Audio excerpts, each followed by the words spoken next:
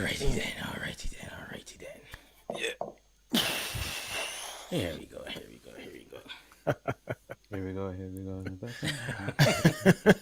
Not a problem. Hey everybody, how we doing? Welcome back. This is the living room. As usual, it's me, Andre, my good friends Mark and Philip. How are you guys doing? I know we had a little break for a little while, but we are back now. Guys, how you guys doing? Yeah, I doing awesome, good. Man. Good. You sure? You look Mark, tentative, Mark man. awesome, I good. Huh? Sure. Mark say he awesome, I say Hey, good. awesome, man. Awesome. Good, Best man. time of the year, you know. So good. We mean by best time of year, Hey, why? Jason. March, man. Hey, March. Sun is on its way back. Okay, that's true. I March. started to realize that. Yeah, Yeah, boy. I you gotta put some context on that though. I just live for this month, boy. I tell you, I just live for this month, man. I tell you, this darkness, man, is killing. I just can't take it. So it's nice. It's nice. This is the month I look forward to every year, man. Yeah, absolutely love Hey, it. Valerie. Good to be back, Valerie. How you doing, girl? No, it's good. I always like March. It's always good. You know, when the clock's gonna be going forward. Hey, Elmi, the clock's gonna be going forward and that kind of stuff, and you get a longer day and that kind of thing. Heaven. Yeah. This was probably the first time that the winter kind of get to me, the darkness and thing. Before, normally I don't really care. Me too. Probably first time. Me too. That is strange, yeah. Hey, Jennifer. This one. I've been living with that for 20 years, man. Well, we know you, but as soon as the clock still uses somebody dig me out, man. No, this is the first time really that I think that I feel as if I won't say effect, but it kind of annoyed me how early it was getting dark. Usually I'd be fairly alright with that. Yeah. Usually I'd be fairly alright with that. I was surprised. One of my English friends said to me, we were walking home the other day, and she said, "It's been such a mild winter. I've hardly had my heating on." Mild? I was like, really? To be fair, it wasn't that freezing. To be honest with you, it wasn't that. It was you didn't have any days, we but it wasn't really had much. Even up north, we had a little bit of snow, like a few flurries. Yeah, my heating was on every day, though. Yeah, well. Mild is a bit much, I would say. I wouldn't call it mild, but at the same time, I don't think it was that. It wasn't that bad. Hey, what are you doing? It wasn't that bad. It was alright. It was good. Hey, had a decent winter, but as usual, it's good that Teresa, it's always better. Hello, Teresa. When you are having, evenings where it's a bit sunnier. Let's put it that way. Yes. Yeah. Yes, thank you, British boys. Icebreaker is always the weather. That's what he's always talked about. Nah, yeah. That's it. Yeah. Well. Hey, what Trinidad doing well? He's got. We assimilating. We assimilate. And then the first thing you do is talk about the weather. Oh, it's a sunny day. Yeah. Hey, Dennis. Yep, and if you want to start a conversation here, that is a surefire way to start one. That is how you got to start. You got to start with the weather. That's how. Thanks for that reminder, Valerie. That is a very, very good point. And we pushed out a message on the page a few weeks ago when Cheryl passed. Faithful person here in the living room. Indeed. And always here to encourage us. So yeah, her passing was really, really sad, and she was very popular, clearly, because I saw a lot of people across social media talking about it. So we continue to extend condolences. So thanks for the reminder, Valerie. Absolutely. Indeed. Very much so. Yeah. So we all guys get it. So we were on a little hiatus there for nearly a month now, or just over a month. But look, I can tell you something. We were at this show, more than a year, just going. You don't realize how much it is take out of you. You need a little bit of a hiatus from time to time, and I think for me, I was kind of reflecting, as COVID was passing, how we going to start readjusting and what differences you want to make and all that, and it just feels as though you're just lurching from one thing to another. But it was a good time away. I mean generally, or for you yourself, your family? Well, for me personally, yeah. I feel like at that stage now where I just kind of try to think through, the next stages of my life, man. You know how it is. Oh Lord. Interesting, yeah. Yeah, the stage where you're thinking through the next stage. Oh Lord. Okay. Yeah, boy. Well, you know how it is when you live in this place. You're always gonna be trying to. Yeah. Where are we going next? I agree. I agree. Without overthinking it. But Don't it's exactly. Don't period of over. reflection. Don't No, never overthink it, overthink. man. Never overthink. No, boy. No. Enjoy where you're at. Oh, be happy with your blessings and you're fortunate and what have you, and just I said don't plan. Of course you plan. You look forward. Plan. Yeah. But don't overthink it. Enjoy, man. Things will be good. But I was in Barbados for a little bit for a few You days. sneak out. We know, man. We Eating know. some sauce and that kind of thing. You're proper British. got You that. went for winter. Yeah. You still got that Barbados glow. You got that, that shine. Sorry, not glow. It's a shine. When I come home, my daughters tell me, "My daddy, you dark."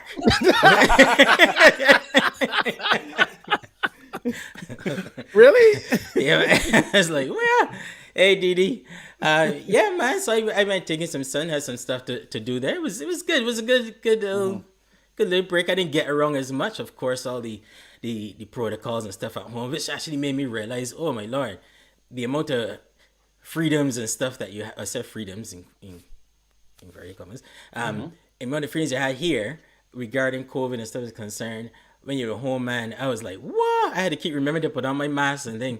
Listen, things are so dry, right? I see a fella driving a tractor in the middle of a field by himself, With a and mask. he had on a mask.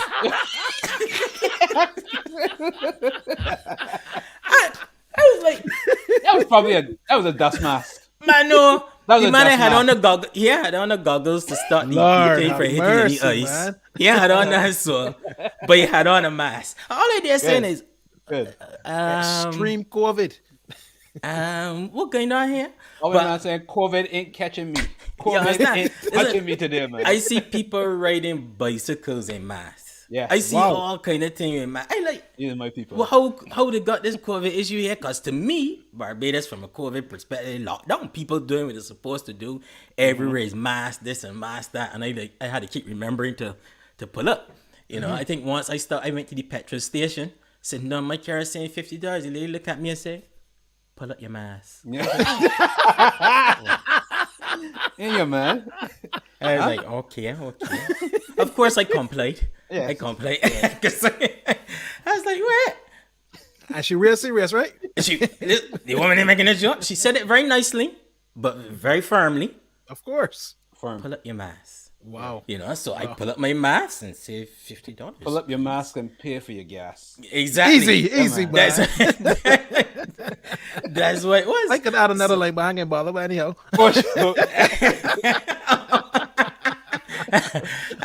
So I dutifully complied and what have you. But it was good to be home. It was good. Felt It good was to be sun. home?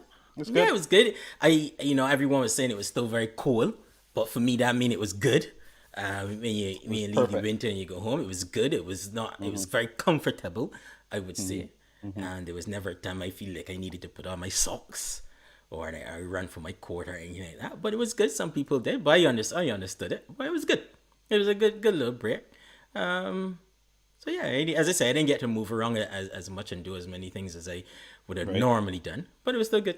any observations beyond the COVID in the field? Yeah. I think I tell you all when I came back. It was funny because Barbados to feel a bit. Look, from the time I hit the airport, man, when I was collecting the car and that kind of stuff, it was almost as if people are complaining. Oh Lord. And by complaining, Really? I don't necessarily mean complaining in a very derogatory way. It was just the observations they were making about where Barbados was at this point in time. People had a lot of issues. It almost feels as if there was this anticipation, of what gonna happen next. Was the next thing that gonna happen, and a bit of uncertainty, and what have you. This is just So how me. you picked that from the airport? You were hearing people talking, or this your engagement with people? This is just me engaging. I know I talk with everybody. So I Yes, collecting you my know journey, that. man. Start writing up and thing. I just talking me, man. And we just talking. A red cap hustle you at the airport? No. I had one Wow. bag, man. No red cat income for me, man. Really? So it was just interesting. And over the time that I was there, you're talking to people and you just getting a vibe of how people were feeling and that kind of stuff. It just felt the only word I could use is strange. It just felt strange. You wouldn't think that a country that just elected a 30-0 government again, so therefore 60-0. Right after that, there was this a period of uncertainty in the way how people were speaking, and a little bit of people not necessarily being happy at this point in Okay. time with where Barbados was. Let's use the word happy loosely. Um, yeah, it just felt strange, and I don't know. It just felt like people, in the little visions in the corner and that kind of stuff. But it didn't come into the fore, so everybody just kind of in a wait and see, in a very Yeah, wait and see mode. there's a lot. It was just weird. There's a lot bubbling below the surface in Barbados, man. It feels that way when you talk to Hey, people Karen. and when I talk to my Karen. family and stuff. It just feels as though things are bubbling under the surface. But I guess you just gotta wait and see what that might mean as the heat start to ramp up on government and as people get a little bit more disgruntled and things start to get even tighter. But yeah, I can appreciate what you're saying, because I do get that vibe from the family when I talk to them at home, that people feel disturbed but not being vocal about it. It feels as though it all a little bit below the surface. You think it has to do with the government, or is it just because of these COVIDious times? I think it could be a number of things. I think could the be a number government, of things. yeah, the government is probably a easy punching bag, and but I think the last 2 years, anywhere you live, man, has been really, really challenging. It's been hard. It's been Yeah. exhausting. Yeah, I think. I mean, free people, we like to be free and like to just get about, and that's been curtailed significantly. And I think Especially since November, man. Free. Yeah, I think it's a combination of things. It's a combination of obviously COVID and the COVID fatigue and all that kind of stuff, and living on the different protocols. You ain't had crop over now for 2 years. Christmas would have been a little bit curtailed a bit. Then you had the elections and all the different protocols, the economy, things going on in the world. So it could be a lot of factors.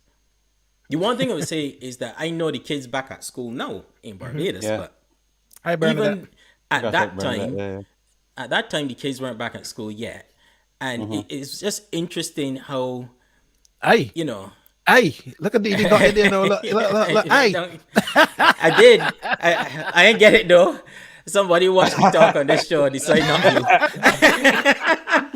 Move your name out. That's right. You give it your best. It was just after the elections, huh? Just after the elections, you went now. Yeah. So it was interesting how the school conversation, everybody was kind of talking about it in the corners, but nobody was really making any real noise about it. Now it's nearly 2 years.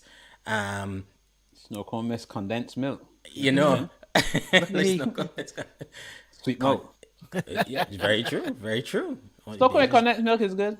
Especially if it's a coconut snow cone with condensed I know milk. with coconut, but I like condensed milk in my snow cone. Of course, you gotta have it. You gotta do it at least once. In your life. Yeah. Not in your life when you go home. You gotta do it more than once. Ginger snow cone. Ginger snow cone is tastes good. Yeah. This is happening. That's good. Yeah. All right, go back to waves. No, at the time, it was interesting how everyone was talking about these kids need to get back to school, but they weren't doing it. It was not being done in a very public way. It almost seemed like every time if you even push a camera in people's face, everybody was kind of, oh, no. But you talk to them privately, it's like, yeah, it'd be good to get the children back to school. And it's like, so when you say public way, what you mean, just on media, or you mean social media? In general. I mean, nearly 2 years is a long time to not have kids in face-to-face school. It is. And despite all the, people getting pads and help and all this kind of stuff to do, over time, there will still be a disconnect with children and learning. Absolutely. Then you had the tourism sectors being open up, and people need to go back to work. So the question is, who looking after the children now and making sure they're doing the school work? Yeah. So there was over time, prolonged period of time, no one can tell me that was a good place to be. No. So you gotta wonder. So wait, hang on, how you could do all of this? Is just me. How you could do all of this stuff here, but you still can't get kids back out to school. So what? It's priorities, isn't it? You're sacrificing the kids' education on the altar of tourism and for that kind of stuff to keep that moving, or kids not your focus. Don't really understand how that. No, of course, as I said, I think talking about when I was home at the time. This is before school's back up now. So it's just interesting how that conversation went, of how people were dealing with it. But then there's also a case that you can argue. Did everything scare people so much that they actually didn't mind having their children being home? So I don't know. They saw it as a necessary As a protocol necessary to have thing. in place. Yeah, You I know, think it's really this, sad though. despite most of the Caribbean at the time having kids in some kind of hybrid situation, going to school and sometimes at home as well. And Barbados is one of the few places still almost 100, no, almost 100% at home. Yeah, And the I question is don't. like, and nobody in questioning Yeah, this? I don't feel Nobody the got a problem government with that? did enough to try and bring our children back to some kind of normalcy early enough. Because there was always going to be challenges. But when you looked across the region, it looked as though others were making the effort to get the kids back, and it felt as though Yeah. we just left them to drift. And the sad thing for me is I just feel we will pay such a price for that further down the line. The children of the COVID years whose education were so significantly affected, that will come out in the wash somewhere down the line in different ways. And it just strikes me as though it's not going to be a good way, though. It's not going to be a good way. Yeah, I don't think so. And so and the kids finally back at school now. But when I listened to the announcement of it, it seemed to me like, whoa, y'all really overthink this thing, man. Man, I was the honest thing. Get the children back out to school. I was like, man, I had no clue. And maybe people in the audience from Barbados could tell me if it working or if it's not. I don't know. I hope it is. But at the time when it was being announced, I was like, huh? I listened to that whole thing and I still don't even understand what the process that they're supposed to be doing. hey, Carla, how are you? Hey. I still don't understand how they're doing it. It just seemed like they really over intellectualized the whole process again. The kids back out. So I was like, get the kids back out to school, man. You got thousands of people down Kensington Oval Yep. at cricket. People all over the place, man. Get the kids back out to school. You ain't got to overthink it. So if you could got the tourists at all over Kensington, and not just tourists, obviously Beijing's at Kensington too. What's the issue with having the kids at school, and not in like people at Kensington over had on a mask? No, man. I see. Let's touch this one because Jennifer just raised this. Yep, West Indies women had a good victory against New Zealand. Yeah, I saw the ending of that. Friday. Yeah. They play again on Tuesday again and Wednesday actually against England. So and I know Naz is over there. So we wish the team well. Always great to see both of our teams doing exceptionally well. It's really good. Yeah. How was your flight, by the way? Because I know you was a man who don't like too much flying, Man, listen, I was a man that's fall asleep before the plane even get off the I don't know tarmac. how you just get that do. Before the plane even get off the tarmac, I'd be sleeping. And I'd be Wow. all the way sleeping home. Let me see, primary school students in Trinidad and Tobago supposed to be up in April. Okay, that's good. Thanks, Teresa. That's a good situation to be in, though. I can't get that do though. You can actually sleep for the entire 8 hours. Wow. Man, if I be honest, I think I just frightened for flight now again. I think that's a defense mechanism now. Let me be honest. I ain't want to pretend I'm playing it. I just get Lord, rested man. and think I playing. I think I just be frightened for this thing and I just Okay. and it I is don't care how I try can't sleep on the plane, man. I just can't get it do. No? Man, I sleep good, yeah. The flight coming back, I don't got a problem sleeping. But going, it's just got that buzz. You excited? Yeah, man, you've got that excitement. Watch a few movies. You like I don't Chris. even do that now, man. I You find foil watching paper TV rice. on the plane so boring. I find watching TV on a plane now. I just can't get that. Do I'd be like, Wow. I can't do that now, man. Nah, man. Cause I get motion sickness. That's the thing. Oh, you never knew that? Man, I get bad motion sickness, man. If I try reading, Even in train and so on as well? trains and thing, man, I'm ready to barf within 20 minutes of doing whatever it is I doing. Wow. I man. think so. He's the man. He used to get belly hurt playing video games and all kinds of Man, things. yeah. Back in the day, you remember that? Oh, it's Wait, is Wolf Treaty? Is what we used to play with? The when we were man would be home playing a video game every day young, and all of a sudden the man, I gotta stop, man. My belly. Hey, Chesterfield. Man, You yeah, just talking about Pac-Man. Hi, bro. no, Pac-Man, I think I was funny. It was more like the 3D games where the whole screen was moving and stuff. If I staring at that, Yeah. man, I just get a serious motion sickness and I ready to, Okay. yeah, I gone. So I don't do that. But it was a good flight though. Oh, An good. easy That's flight good. though. And I actually How would you didn't- know? No, this time, no, that's it. This time around, I actually didn't sleep that much. Okay. Normally, Man, I miss the food and everything, man. I don't. What? What? I miss everything, man. I just be there snoring. I don't even know if I be snoring or not. I just You wake up probably and all of are. a sudden it would Yeah. be like we're descending into Bridgetown, Man, that's the best thing you can Oh hear upon a man. flight, boy. Yeah. Lord have mercy. and I'd be like, okay, we make it. We make it. That's why I conclude it's a defense mechanism for my body, right? I think I just don't like flying now. No turbulence either. I actually didn't have no turbulence or anything like that. And I happened to be on a plane that was relatively full, but the two seats beside me were empty. That's good. So Good I was in stretch a out. row on my own. So I was by myself, man. So it was good. It was good. And don't get me wrong, Barbados was good too. Barbados was great. Well, let's check in with some of the audience and see what they've been doing whilst we've Mm-hmm. been away. Actually, we want to hear from you guys as well, man. What have you guys been up to? You know, Dre obviously been traveling. What have you guys been doing over the past couple of weeks as we've been away? Well, your Sunday afternoons, especially. Wow. Yeah, why not? So it was good. So what do y'all get to during that time, man? What else y'all get it to, I would say. Well, to be honest, for me, as usual, a lot of it kind of falls down to work, really, and doing more. And the strangest thing these days now is just traveling back to work. I don't know how y'all finding it, but I up to 4 days now, and it feels like, oh my days, man. It is. I didn't think it would be so hard to unglue yourself from your house, even though I saw I think the government in Barbados said that people from the 1st of March are going back to work. I don't know how that one is playing out. Guys can tell us, but it is difficult. That's been one of the big things I've been grappling with whilst we've been away, just trying to readjust into work as things get really, really busy, and trying to figure out, well, when do I want to go in, and how you gotta try and set an example now too. So I can't Yeah. pretend that I ain't going in at all. But And always the fun of having those conversations once you get in. Oh, it's so great to be back in, isn't it? all of a sudden, everybody's having that conversation. Yeah. Good to see people. Good to see people. And to hug again. And to Hug me. forgot what this is like. Don't hug me. Still just say hi. Defenders. Wow. Wow. But yeah, that's been a big thing. We've got the Commonwealth Games coming to Birmingham in the summer, and I hope you guys are going to be coming up and down.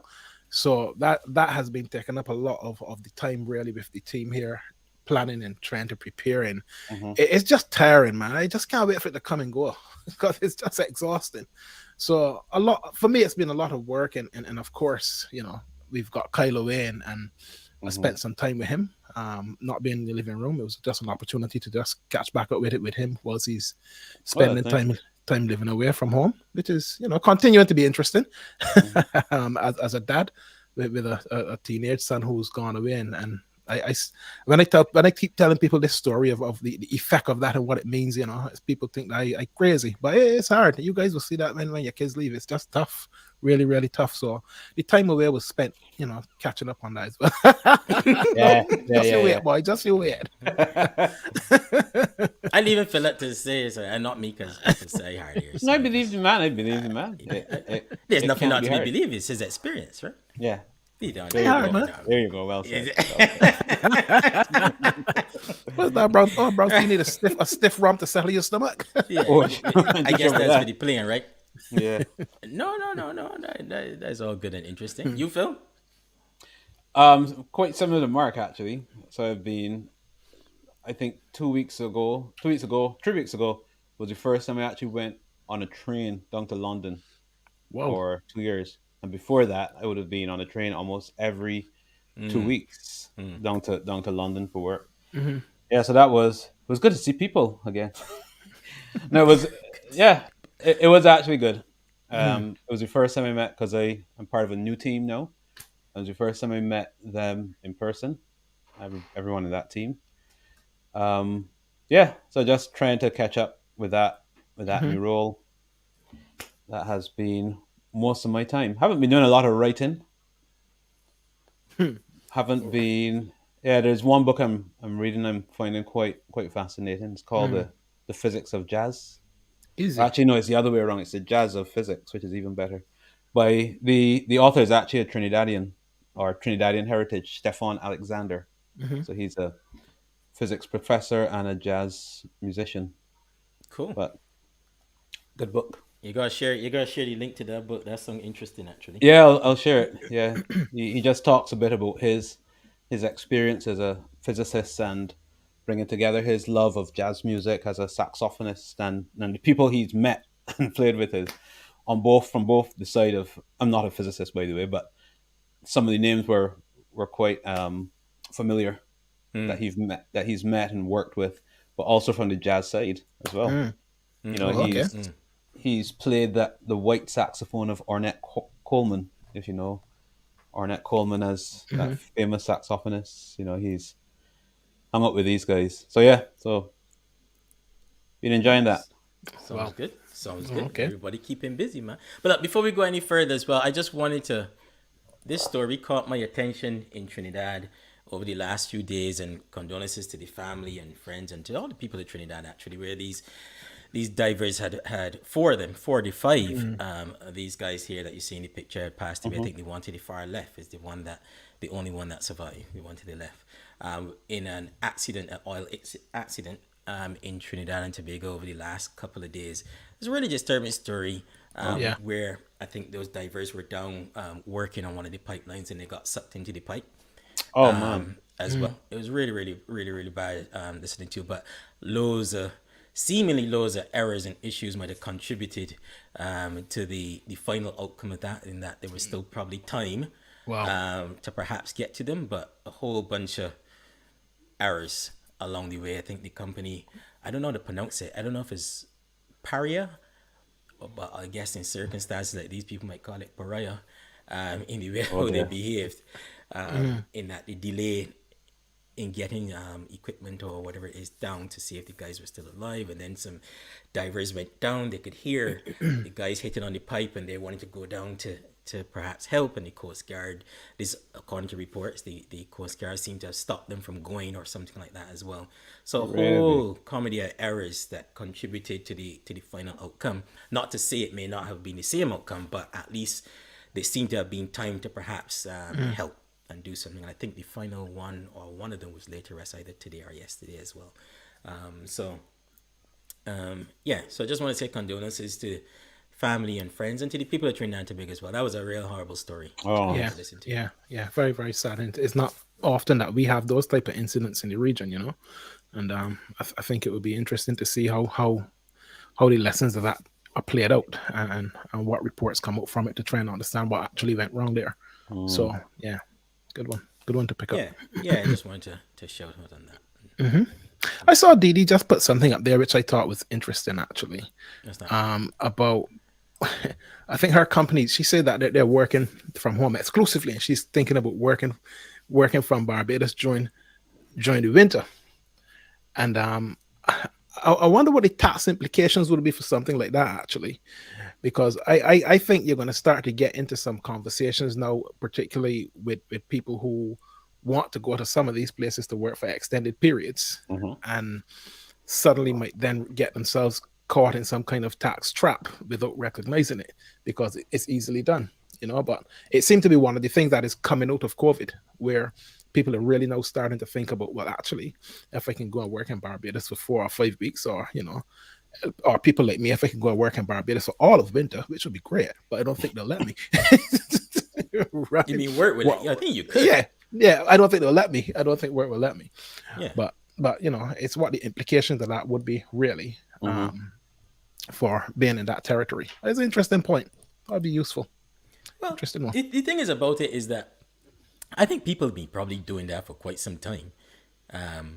Over time, going on holiday or extended holidays and just working while they're on holiday from wherever they are, on the beach, in Yeah. the hotel, or what have you. I guess it's just these times kind of now put a bit of more formality around it, and a bit more process Yeah. and that kind of stuff. But to be honest, I think a lot of people are just gonna do it. I don't think they're gonna. I think so. I think a lot of people just to say, "Hey, I'm going away for 2 weeks, but only one of my weeks is holiday. 1 week I'll continue working." And they Yeah. just continue working from where they are, and then they have 1 week So I off. guess that to the routines and the infrastructure are now a lot more geared towards that sort of remote working. Yeah. So so the question is always going to be why not? And Yeah, also man. the other interesting thing there is around recruitment, and we're finding this that Oh. certain businesses are sort of saying you can work anywhere you want Hmm. in the world, and especially if you work in technology. Mm-hmm. and you put out a job advertisement Yeah. that tells people they're bound to a location, Yeah. you're not getting people applying. No. So it's I, going to become part of the employee incentive, it's a for I think really so. that it's a really flexibility. interesting point. Really interesting point, because I think we are going to go through a period now in the UK where that whole issue of geographic boundary and how and where people work is going to really come to the fore, because Hmm. it Hmm. is clear, and I can only speak from my sector, traffic, highways, and transport. Look, we even got a chance of finding the people that we want to work in the sector in this Wow. country. We don't have a chance. We can't find people at all. And a lot of noises are being made about precisely that point, Phil, about, Hmm. well, where do we go and who do we and how do we get people um, to do this work? I remember I was working for a company a few years ago, and they had teams here and teams in India. So we would Hmm. do designs during the day. We would go home, sleep. The guys in India would take over. We would come back Yeah. tomorrow, and things just keep rolling, right? Yeah. And that was, I said, a few years ago. It was more than 10 years ago, but we are right back at that place again. And that has matured a lot in some sectors as well. So it Hmm. feels as though we're about to embark on a newness of HR principles in the United Kingdom, I feel, Yeah. and it can be Yeah. testing. Yeah. Yeah. That is very true. I had a similar setup a few years ago, but with Hmm. I was working for an American startup, Hmm. and I was working on my own in Northern Ireland and just working from home. When working from home was odd, A novelty. a novelty. Yeah. Was not your thing. But that worked out really well because Hmm. I would sometimes I'd work at night, and that would Yeah. mean if I worked at night, I'd be actually working the same time as them. Hmm. And then the other days when I worked during the day, it would just be sort of handing off to them Yeah. work that I did, Yeah. and then the next day could pick it back up. So it was really there's some flexibility in that Hmm. when you cross geographic boundaries and time zones and so on, that you can get a lot of efficiency out of that. Oh yeah, absolutely. Be interesting to see how it changes here, though, because whilst that's one side of the argument about Hmm. the lack of skills and needing to recruit externally, the other side is always a pushback from the locals who see that as a threat. So Mm. and that side, I don't think we've started to hear the mutterings of yet. I think that's pretty dormant at the moment, but that will bring itself to bear on the argument as well. Pretty sure. Interesting. So, on another note, completely out of the region, y'all following this stuff going on in Ukraine? Well, Well, not that you got a choice because it's all you over know the what I mean. news. You Yeah. can't I, miss th- it. I think it's following us. Mm. You can't get away from it, man. Can't get away from it, boy. No, it's just interesting to watch all the different reports and stuff on it. Yeah. And then of course from a Caribbean perspective, also seeing and hearing how people that are black and brown from different countries outside of Ukraine trying to leave Yeah. may have been treated not just by Polish people at the border or people at the border, but also even within Ukraine itself, trying to get Yeah. on trains and what's not, and being told they couldn't, or Yeah. it was for Ukrainians first, or what have you like that. Yeah. Which is really, hi Angela, which is really annoying to watch and shit. You're biting your tongue, man. Yeah, And yeah. Look, before we go on, though, look, this is not to say that when you listen to this that Putin is doing anything good or that what he's doing is good or what have you, Yeah. or not. This is just looking at another side of a story that's happening within the context of what's happening. yeah, and I think I've been very frustrated by, because it's bombardment constantly here in the UK. BBC, Sky, and everybody else that's covering it. But it is when you get on Twitter, or you start to look at some of the stories below, the regular channels, and you get to recognize, you know what, black people had to fight two COVIDs. Okay. Hmm. You had to fight COVID itself, and then you had to fight with the inequalities of what COVID was landing you with. So that's two COVIDs. And now you got this war in Ukraine. It's the same thing again. It's the same principle. You got the Yeah. war, but then you got to fight discrimination and racism. And it's two wars you're fighting. And it just feels really, really heavy. And the disappointment with it really is it does not get any coverage at all in mainstream media. I've been following this story from the very start across all the news channels. The only place you see this is on Twitter and Instagram where students are covering it, and I noticed that we had some Jamaican students in Ukraine who were trying to get back, and some of them have got back home safely, and that was a very interesting story to track as well because they came up against a lot of obstacles, but nobody's really digging down below the headlines to track what's going on with discrimination and racism as this war is evolving. It's really, really sad. The interesting thing is, if we think of Ukraine and looking at racism in football, right? Mm. Quite often, Ukraine would have been one of those places where black footballers would have been racially abused and Mm. jeered at and given the monkey noises and all that sort of Hmm. stuff. So there is a question of why are we surprised at the way they're treated at a time like this? There is Mm. obviously a country whose viewpoint of black people is actually very negative. Hmm. So you know me, I And it's true. And again, this is not saying that similar to what you said, Andre, that Yeah. this war is not sad. It is terribly sad. It is Mm. terribly sad that because Ukrainians and Russians are, I wouldn't say they are a people. Hmm. You know, they linguistically, genetically, everything, they are a people. You know, I Hmm. was chatting with a friend of mine, a Russian friend of mine today, and she was saying, yeah, she has grandparents who are Ukrainian and grandparents who are Russian. You know, and Hmm. on both sides of that divide, there's pain.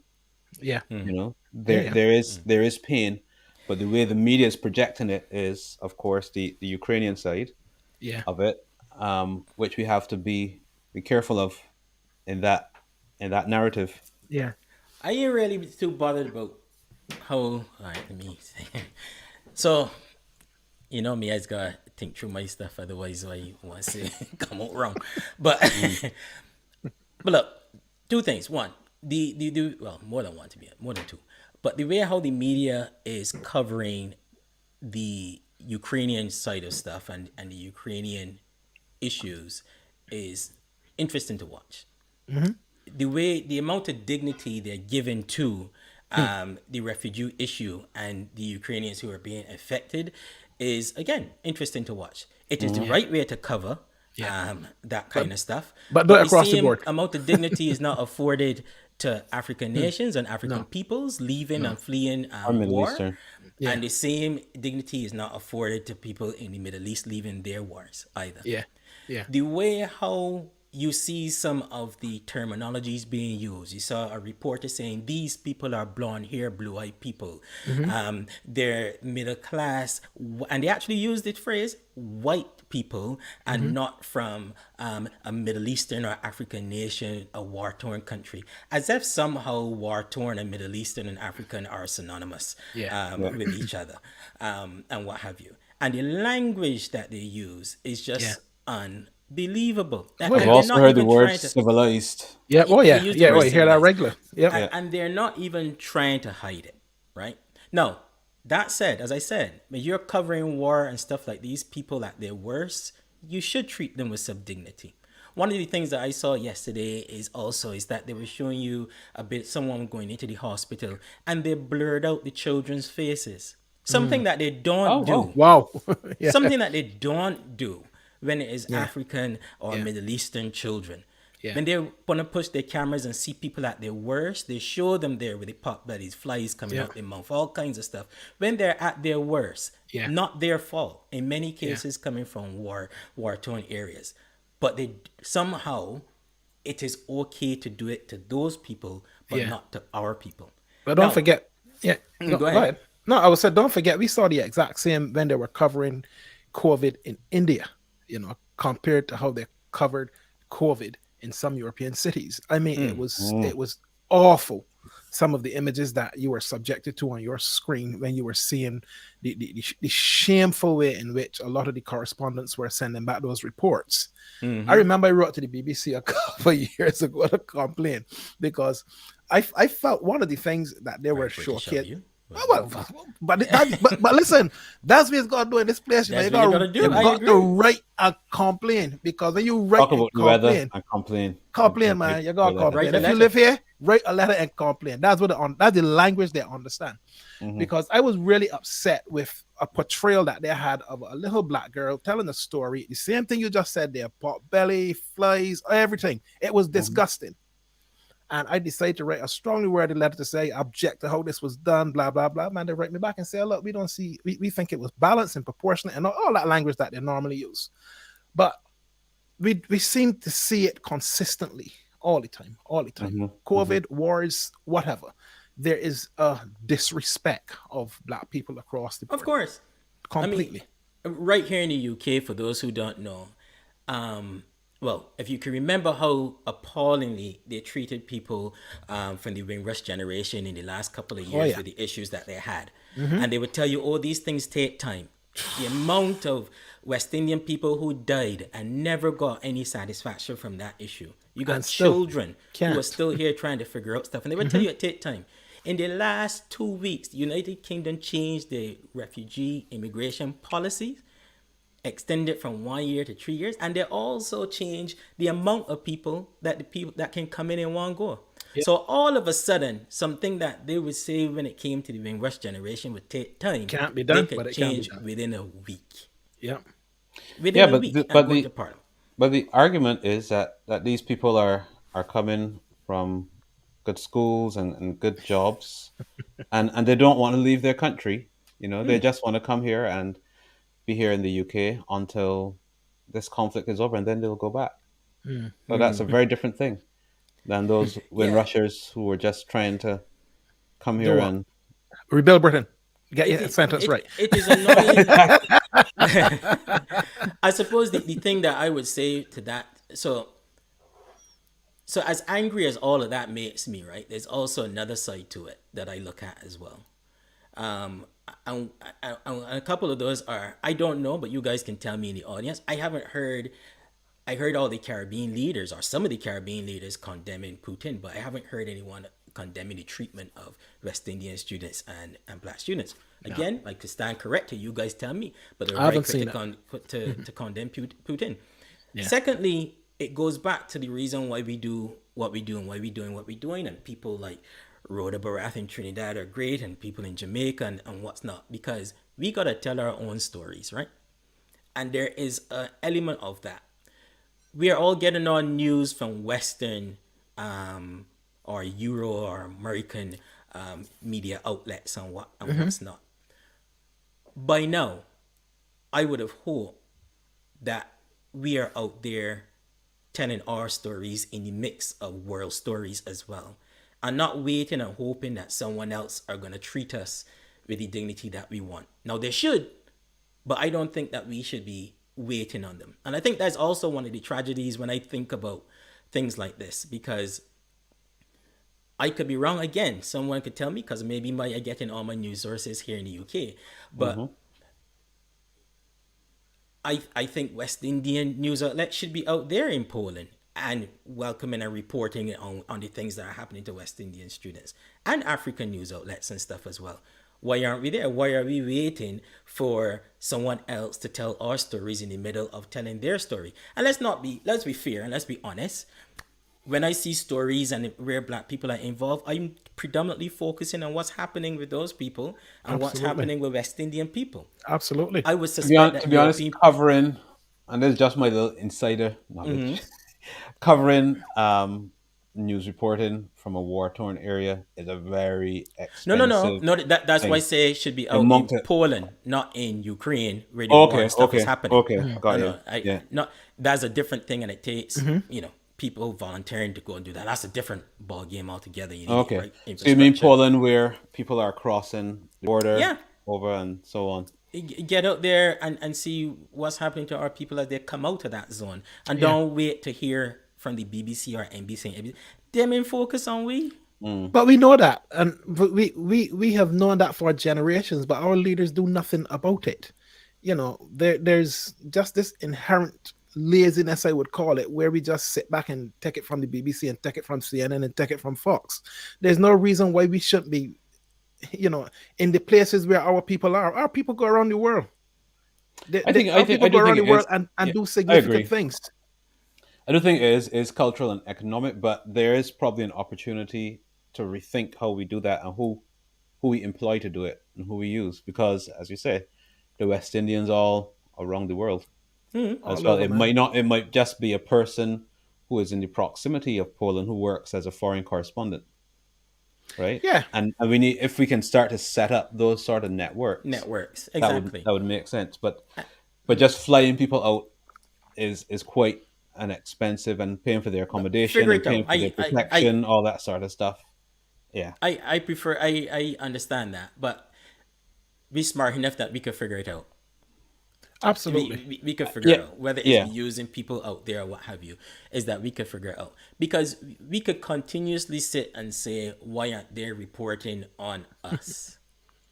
And you gotta Hmm. say there, because one of the guys in America, was it wasn't even Fox, I don't believe, I sure it was either ABC or CBS, actually said these people look like us. Now, there's a guy in Hmm. America where we know the issues you had with Black Lives Matter. America is a very mixed society. So it also speaks to the way how he views what Who's America is and what who's a America is? true American. Yeah. Yeah, And then also saying, and these look like us, and who his right? audience are as well. Hmm. Exactly. So that's a different question for black and brown people in America and what have you. Yeah, But the conversation, again, as we said quite a number of times during this COVID period, if we do not understand yet in the context of COVID, even in the context of this Ukraine war, that we need to organize ourselves Yeah. and look out and look after ourselves in many different facets, we will never understand it and we will never get it.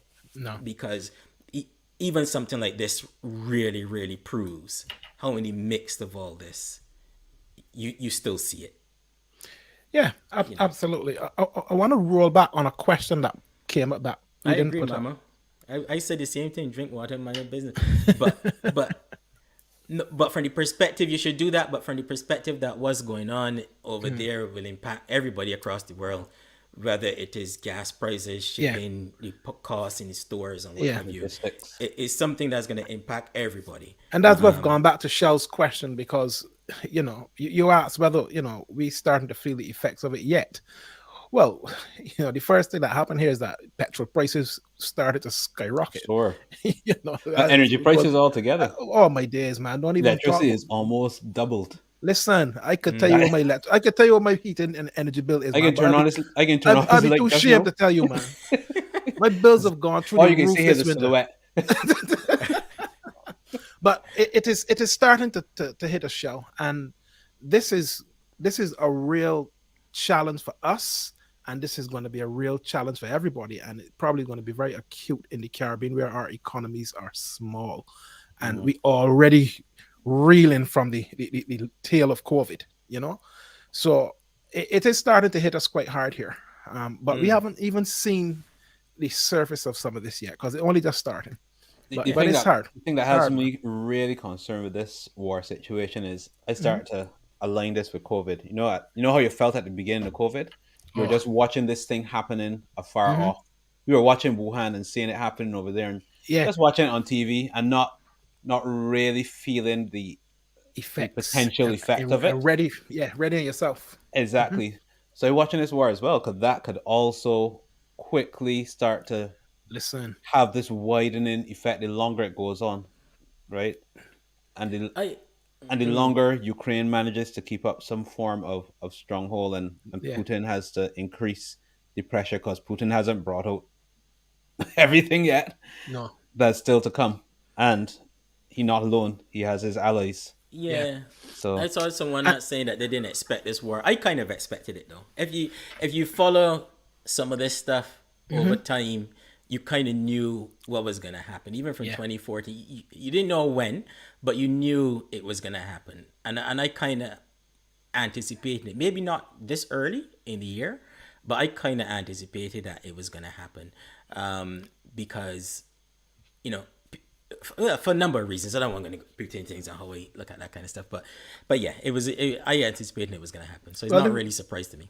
the role of the Americans and the expansion of NATO has always been sitting there as a potential issue. And what I've been finding particularly interesting in the politics of this is the alliances of the Russians, particularly Chinese. And we know, and this is where the Caribbean is going to be very interesting in how this plays out. However, this war drifts on, and however those alliances strengthen, what will that then mean for the Caribbean as a bloc with a very heavy Chinese And our presence alliances as well. and reliance? Exactly. Yeah. So I think that's going to be a fascinating thing just to keep your eyes on and see how this plays out. Because we ain't seeing nothing yet, but the pieces are being put in place, and you got to watch and see where this is going. Yeah. Yeah. I was interesting to see how Caribbean countries voted. I followed the UN General Assembly vote on Russia very closely last week, because I was interested to see how Caribbean and Africa would vote. Not so much Africa, because many African countries do have a historical link with Russia in their colonial fights and what have you. And I don't underestimate the fact that let me say don't underestimate. I don't put down the fact that USSR at the time was one of the few countries who was there for many African countries in their I was in a whether cab, in a Uber with an Ethiopian driver, and he was telling me that same thing. exactly, whether it We be were just apartheid talking in about the South war. Africa, in Angola, in parts of Ethiopia and what have you, while the Western countries hands off or just look to exploit it for their own reason during colonial times, Russia helped with money, with troops, with boots on the ground at times, and actually and also with equipment and what have you as well. And we in the Caribbean, we say we support Cuba and what have you. And while the United States continuously batter Cuba with some punishing sanctions, Russia and USSR were there. So there's some historical context there. I'm not saying Putin was there, but I'm saying the country USSR separate was them there. things very So you gotta carefully. separate them things. Yeah. I was not so much surprised by some of the African voting, who abstained a lot of them abstained for quite a bit. But I was just interested to see the Caribbean vote, and it was mainly the Caribbean link through China, that current link, and thing. But having said that, it proved to be nothing. All Caribbean countries voted seemingly very independently, where that was concerned. But it's interesting to see. Interesting times. I always thought the war was going to happen, as you were saying, Mark. The whole NATO spreading westward, or eastward, sorry, towards the Putin has this love affair with rebuilding the USSR in some form or fashion. Yeah. But he's not going to end recruiting with Ukraine if he occupies all of Ukraine, right? We might not do it Poland, because Poland's part of NATO. Are they part of NATO? Or they're part of the EU, I know, but I'm not sure. They're part of the European Union for sure. So that's where that is concerned. I think he overplayed his hand a little bit. I don't think he expected the fierce The resistance. either within Ukraine or from the rest of the world from a financial perspective. But at the same time, also, in a way, the West are leaving Ukraine to fight the fight on their own. So it's interesting to see. Yeah. You sure he? You sure? I don't know. I hear people saying that they think he's underestimated it all the time. I don't know. I don't know if there's evidence for that. But what I do feel is when you have soldiers or a leader who is prepared to suffer and who is prepared to die for a cause they believe in, you have a really serious problem. Dangerous, man. No. I from that perspective, I completely agree with that. I only say that because historically he's done stuff before and never really had any issue. He got a little slap on the wrist of Crimea, a little slap on the wrist with Georgia. When they had the Chechnya fight, everybody commenting on it, and call him this and call him that. But basically, do what he wanted to do. Even when he intervened in Thanks, Syria Carla. and what have you. Thanks, Carla. When he intervened with Syria and what have you, everyone was like, yes, put in this, put in that. Ukraine was a very different. Ukraine was Mm-hmm. very different as far as Western people, Western countries were concerned. So I still Yeah. think the level of response. I mean, you got as some of this thing as McDonald's pulling out of Russia, and what have you. I think that's the part that they weren't sure about. The F1 driver that was had his contract terminated the other day. Massive well, he didn't have no Russian good.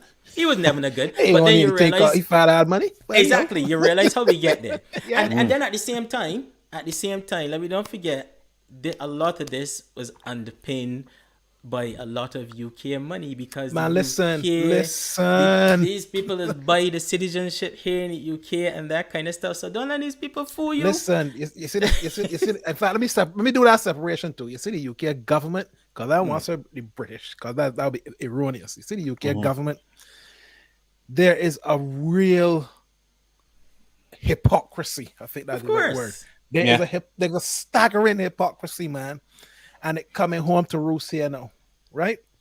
And the thing that I'm watching here now is the conversation that the European Union is having, Mm-hmm. because of course that does not include Britain anymore because we out, right? Brexiting, But man. clearly the thing that you've been hearing that is dripping in from time to time is how the British government has allowed London to be almost a cesspool for the Russian money. And They call it the laundromat of Russian oh money, my man. days, man. Listen. Listen. London is known as the laundromat for Russian money. Yep. So it is going to be intriguing to see Mm-hmm. how the British government continues to try to position itself as some kind of remediating force within this whole discussion, because I think there's a real challenge that we have in this country moving forward, and how it plays out will be fascinating to watch. Carla, F- no, go ahead. Sorry. no, go ahead. No, I was going to respond to Carla. So the hypocrisy, Carla, is when these guys come down to the Caribbean and create all kind of lists that they want to put you on Oh, yeah. for handling so-called money that is not above board and all this kind of stuff, and you don't have all these laws to stop money laundering and this They and that. blacklisting and you, the man. third. They When blacklisting you. actually, in places like here, in some parts of the European Union too, there's actually state-sponsored money laundering, and they're simply utilizing their position of power not to help you get rid of dirty money or to keep dirty money out, but to send it their way. And that's how you got to look at it. And that is where the hypocrisy is. And yes, it is economics, but that's where the hypocrisy is. How they deal with everyone else on the same topic. Because they would come and say, we talk about, who was it we talk about? Was it Antigua, one of them that's selling citizenship? People can buy the citizenship. The Antigua. same thing happens right here in the United Kingdom. They buy citizenship. They own 40, 15 million pound houses down in London, Knightsbridge and Chelsea. Nobody Yeah. in it, but they just Nope. use it to launder their money. And it happens here, and everybody knows. Everybody. They just turn a blind eye Everybody to it. knows.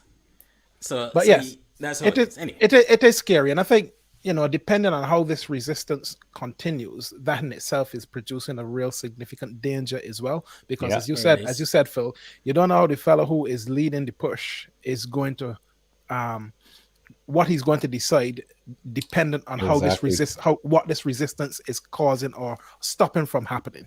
Yeah. So I think these weeks ahead are really, really dangerous. Really, really dangerous. Did you all see? There are a few young British men going to the Ukraine embassy to sign up as volunteers. Did I y'all saw see that. that coverage? I saw that. I think they were then saying, if you don't know how to fight and use a gun, in other words, if you're not ex-military, don't bother to come or what have you.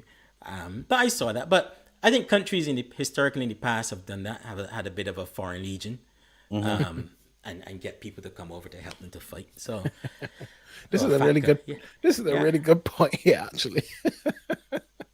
Well, Oh. interestingly, well, don't forget one Really of good Boris point. Johnson's closest friends. I forgot his name, but he is a Russian, and he was admitted to the House of Lords a couple of years ago. Who Boris Johnson put him in the House of Lords. The security services said, "No, don't do it." Yep. And he said, "No, I'm doing it anyway." So yes, you have one, and people in Russia actually kept a lot, and Ukraine and surrounding areas actually kept a lot of noise about it because of who this guy's father was, and the fact that all his money was dirty money and his linkages to Putin. But Boris Johnson still put him in the House of Lords. And Dirty money, everybody man. said no. I think there's also a story in today's paper as well. The same guy, when when he was the mayor, I think it was, London mayor, he ditched his security services to fly to this guy's birthday party. Wow. And he left his guy back home. So look, these linkages run deep. Oh yeah. And I think yeah. you're going to see a lot about Angela Merkel too, because I think she sits on the board of one of these Russian oil companies too. This thing is run deep. This thing Boy, run, it all coming out. this thing run Friends. deep, guys. So Well, don't look, fool yourself. let's switch it up and go back into the Caribbean actually, because again, I saw something there that Eunice mentioned earlier that we didn't drop onto, but Is that the food? yeah, Yes, the- yes, this yes. this So feels like a good point to return back home though with the Mm. conversation, because in fact I think we dropped something out on the page about this yeah, I put something out there. Yeah. with the president of Guyana, Irfan Ali, looking at. I mean, I was staggered. I'll be honest. I was staggered to see how much millions we actually spent on poultry imports. It was unbelievable. Hundreds of US dollars across the region. I wasn't staggered at the amount we spend. I was more staggered at the percentage of the market that it is, Oh, 98%. which is I think it was. 98% 98%. Yeah. Yeah. Okay. of the chicken that we're eating, or poultry rather, Man, come not just on, chicken, man. but of the Where poultry that where we're we eating. importing from? No, that is the question that is not included in the article. This is Okay. true. Because as I was reading it, I was thinking, so where it coming from? Where it coming That's what I from? was reading for too, and I didn't see that. It's in there. I didn't see It's that, in but I there. would assume that some of it is South America and obviously and in North America as well that have these huge chicken farms and what have you, and that kind of stuff. But it was interesting to read that article, and I think I was back and forth with a couple of people on the page where this one is concerned as well, because it's just staggering to see. And some might say, "Hey, we had this conversation so many times Oh, already. yes. Yep. We ain't really serious about food security and all this kind of stuff." And I did too. It is like, oh, how many times we can have this conversation and practically do nothing about it. But I'm watching Irfan Ali quite interestingly over the next few years or so, because he sounds like somebody thinking relatively differently. And I noticed he's being very good pals with Barbados Prime Minister Mia Mottley. So maybe he's getting some of her confidence there and putting forward some of his ideas. Yeah, and I think, particularly in this piece that we this extract that we've got on the page, where he's looking at Guyana, Trinidad, and Suriname, that triangle as potential entities who can specialize in certain areas of production, which I think is a really interesting proposal. Now, as the people on the page were saying, yeah, but we've heard this a lot in CARICOM for 40 years. Yeah. When are they actually going to do it? I think we got to move beyond the proposals now. Somebody's got to get this thing started. The world is not going to wait for us anymore. We can't sustain this level of import costs. No, and why I thought his proposal was interesting and take us a step further in the conversation that we normally hear is because he was going beyond just the initial production of the raw material, i.e. grow the chickens. If you look at that, because I think very often when the agriculture conversation come up, it never goes beyond grow some food. Grow some food. So, and I think Raise that a in fowl. our minds we think grow some food, go down at the market, sell so people could get some food to eat. And I think that generally where it seems as if the conversation is.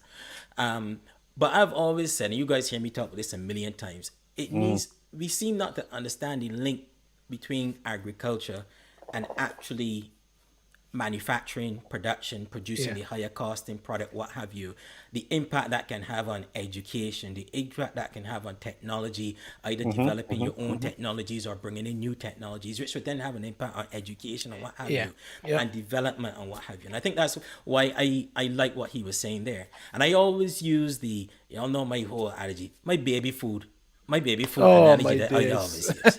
And I always says, I cannot understand for the life of me why we in the Caribbean importing so much Gerber baby food and Johnson baby food and all of that kind of stuff when we have so many fruits, vegetables, and stuff Yep. all across the region. Yep. Why are Dropping we off the doing that? trees. Dropping off the trees, and to me, it's pretty simple. One of the things that agriculture needs to do is supply a demand, right? Now, is there demand? Yes. Of Yes. course. But you're supplying that demand by imports. By imports, yeah. So it needs to be a policy decision about what and how much you import to allow your own agriculture sector to flourish. Yeah. And then have a path where a policy path, which is what Ali was kind of hinting at, is then developing the infrastructural development then to go further and develop the higher costing product. So you ain't just got a bunch of mangoes and stuff there. You could process your own baby food with those mangoes. So now you can develop farms. So now you can bring in manufacturing. You can use different technologies. Your education sector got to change now to facilitate those kind of manufacturing. Is Yeah. that kind of stuff is where we got to get to and where we need to move to, in my I, opinion, in this I agree conversation. that there is two things to that. There is one, having the vision to do it and really believing in that vision and having the confidence to do that. But then the other part is it does come down to the economy and being able to set up those manufacturing plants and to get that production line in place. You know, But but you see, I think he was being very strategic in choosing that triangle of Guyana, Trinidad, and Suriname, okay. because I think the classic problem at CARICOM is people go back home and they got to deal with local matters, and things get kicked into the long grass. I Yeah. suspect if Ali is going to achieve a vision around food security and agriculture and be doing something different, you got to start close to home and do it. Yes. Get Yeah. on with it and do it. But have some key, close strategic partners in that triangle of Trinidad, Suriname, and Guyana, who I think will be very, very influential and are the right players, particularly in this particular area. And it does feel as though when he So was talking about how you can do it, he's selected those three nations very, very carefully. He hasn't gone too broad. that's Start actually close to good home. good point, because sometimes when we think of food security, we become insular. We start to think of how do we get everything done in our little small islands and feed our little Yeah, small island demand. Whereas this is a good Nice point. regional conversation where that production line isn't just yeah, set up in every country is replicating it, but it is a No, production line that spans and the therefore entire goes region. into transportation as well. In food transportation, how do you absolutely. how do you But transport materials Yeah, and move them around and that sort of stuff? this is again, this is how the interconnectivity of industries and manufacturing and stuff then integrates to form development Yeah. and to move things, because as you say, it's not that it has to be, hey, grow these things here and do everything in this one country, and then, oh, as you say, the insularity is, oh, so you want me to buy from you, so all that kind of nonsense comes into play. But it's more about, as a region, who's best fit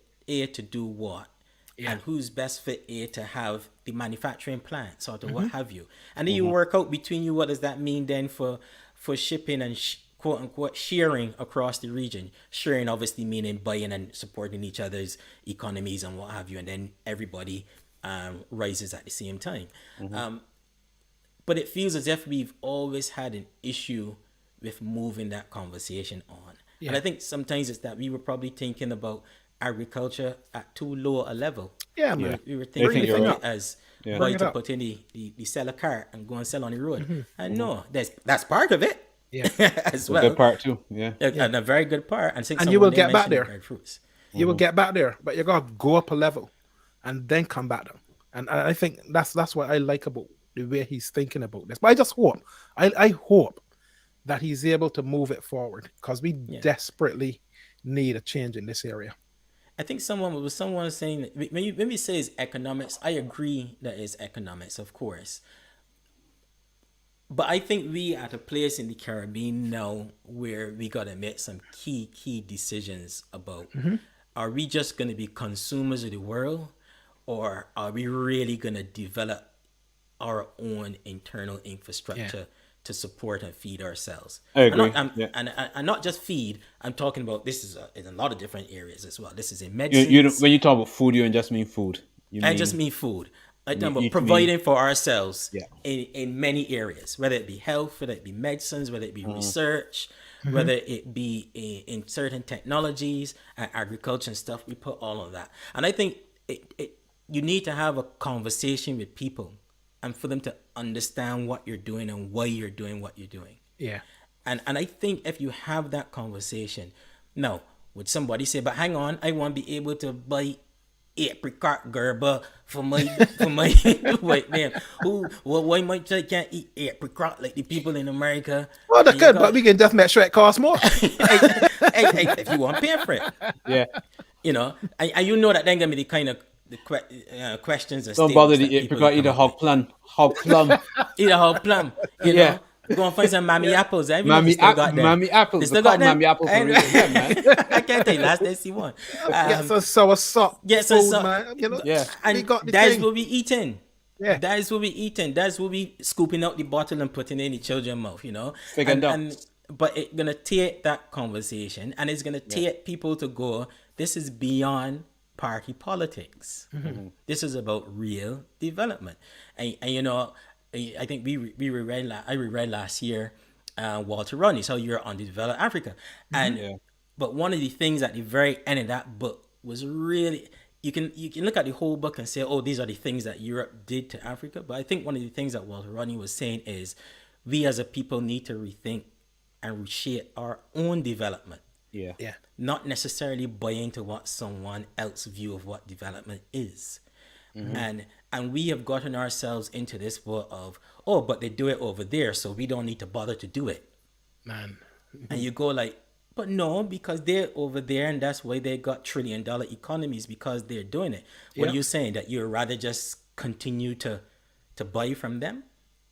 And that's where we need to really get the conversations going in the Caribbean, and to have an honest and serious conversation with our people and put policies in place. I say the big policy is stop importing baby food.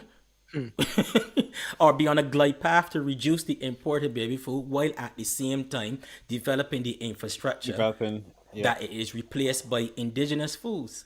And don't allow them companies to get buy out by Gerber in 10 years. That's the whole point too. And I hope, you always hear me say that. I think in the Caribbean we think too much in the now, and that is part of our problem. We think too much in the now, and that's a problem because we're small economies and we don't have a lot of money. So yes, we have to think in the now, but thinking in the now shouldn't stop you from looking down the road to understand what kind of Barbados, Trinidad, Jamaica you want to be leaving behind for those in the future. You as a politician, you've got to be thinking about what it is you want to change, and stop this cycle of lack of investment that is really curtailing the region's development, because there's no real vision that is looking down the road and understanding what is coming and getting the population ready and adjusted. We just too much in the know, and I think it's a real scare on us as a people that we just so know that we don't understand how we need to look ahead. I get you, but it is a difficult one, because I know it is. I can't imagine the space and the oxygen required to have those sort of conversations is vast. Yeah, but the only way Ali is going to achieve what he wants on food security is if he does that. That isn't Very something true. that can happen, Very and you true. got to sit Exactly. down and put the energy, do the work, and actually make it important. And be okay that you don't see the end result of it. That's it. It might not happen in your time. That's the key. It may not happen in your time, but you're gonna put it on the glide path to achieving those things. And it feels to me like we just ain't getting it. This is policy, similar to how in Barbados, again using another Barbados example, we stopped the imports of single-use plastics. That's a policy decision. You make the decision. because of what? Of the fact that you don't want the garbage and you just can't handle the garbage as a small economy. And it's a right decision. You hear anybody complain that they ain't got no picnic forest? I hear anybody complain about the picnic forest. People gonna watch the silver forest here. That's what they're gonna do. Because they understand the reasoning The behind impact it. of it. Yeah. And I think the same thing will happen if you have honest discussions with your people as well. This is why we are doing this, but this is what we're going to do to offset it. And this will be homegrown industries. And the impact is going to be vast because it's going to, feel as you say, it will impact so many other industries: transportation, technology, Security. your education, and it will take care of your food security. And it also means as well is that you're actually not able to, you're not getting an inferior product because it's homegrown. So that's the mentality thing that needs to change as well. Yes. Yeah. Is the feeling that because it ain't Gerber, it ain't worth it ain't good eating. enough. Yeah. Right? And this is the nonsense that we gotta get rid of. But I think we at a crossroads, and this is where I think we need to grab hold of this conversation in these COVID times. Black Lives Matter, the issues you see in Ukraine, all this kind of stuff. This is the time to have the conversation. What does it across mean the for region. us is where we got to take it. What does it mean for us? What does it mean for us? And put these things in place. And in Ali, in Mia, potentially Rowley in Trinidad, I see people that you could start to have, and maybe even Pierre, because he knew you could probably influence he there in St. Lucia as well. I see people that could begin to have, and Spirit Institute, you can begin, in Dominica, sorry, you can begin to have those conversations. But we've got to have them. Yeah. If you think there was a policy that said no chicken for a year, what do you think would happen? No, I didn't say it'd be ignorant and cause a riot. I didn't say no chicken for a year. I just tested things out. Oh my goodness. Imagine that, then. I said a glide path. That's a cliff jump. You could cause a riot. I didn't say that at all. I said a glide You'll never path. get you'll never get to the real policy, Phil.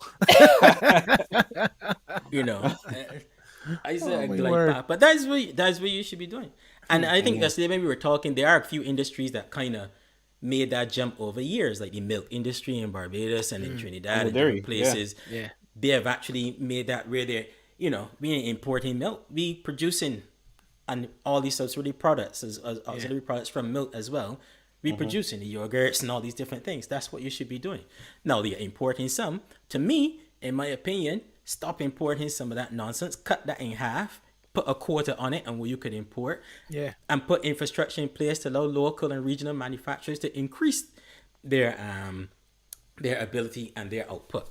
And that's what you should be. To me, that's the kind of stuff that is real impact. Yeah, to that the is true. Caribbean. It's shifting from that mentality of meeting demand into transforming supply, Yeah. right? And that requires real strategic movement. But people have to be in place who believe Yeah. in that, who believe that some of the sacrifice that is required in the interim is necessary. I'll give you an example. I'll give you an example actually, because I am one of those people who's always been fascinated by space travel, and I watched over Challenger, the disaster on Netflix the other day, and it struck me that JFK gave the big announcement. In the middle of the 70s, Nixon funded it, right? Funded the space program. Yeah. Reagan came in and they started to launch off. You went across multiple presidents with we putting people in space, right? It was strategic and it's long term. And it will have to jump from one person to another, from one government to another, but it doesn't matter. This is the vision that we all lining up behind because this is where we're going as a nation. And I sat there watching that and I thought to myself, man, these not necessarily this particular thing, but the principle of this is where we need to be as a Caribbean. Set it out. Where is it you want us to go? It can gotta jump from one person to another, but set it out and let me go.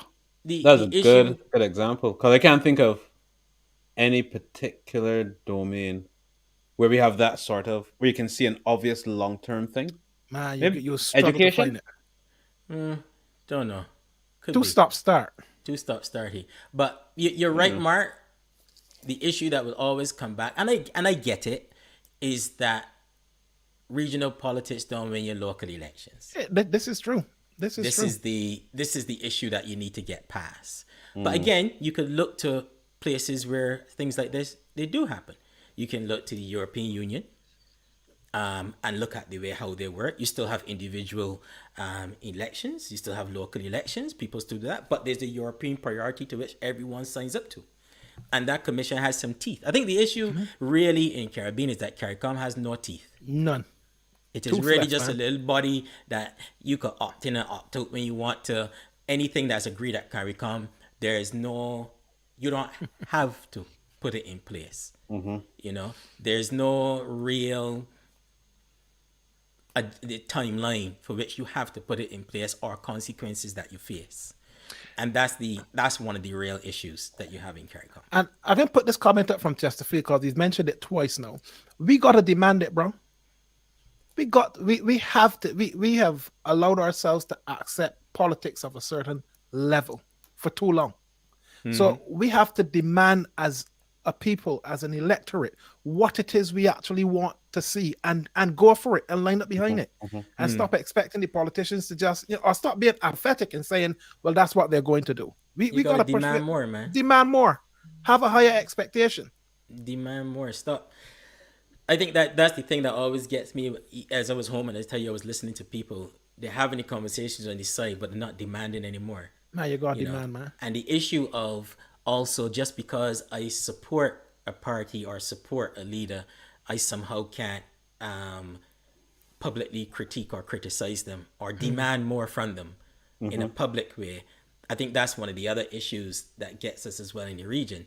You know, you think about Barbados. Okay, everybody loves Mia, but you got to demand more than me. And the fact that she has a 30-0 in Parliament, you should be demanding even more. Absolutely, 100%, man. I want to see policies that will serve Barbados for a generation. Demand more, man. I always use the analogy of the of all the guys in the entertainment industry that's going to jump up on these platforms and stage and sing all kind of jingles and song, and then you say, show me the policies around copyright infringement. Where's the protectionism for them? Tell me the policies that coming into place. Have you gotten any? Or are you okay with just getting you $5,000 check to go and jump up at a rally? Why aren't musicians' unions demanding more? Embedded in law? Come on, man. Get these things up and going and stop talking so much. You know what I mean? You're going and this is not, I use Barbados again as an example, but this is all across the region, especially where copyright infringement and stuff is concerned as well. All you guys going to jump, but where are the policies and where are the enforcements? I want to touch a story also that came up whilst we were away, and I know you guys have probably seen this one as well, because we were just referencing the alliance with China and Russia, and I saw the Barbados government signing this £115 million loan to improve roads in the east. Right, that is the headline, and I'm sure our Bajan friends will be able to tell us what the thoughts are locally if they want to vocalize it.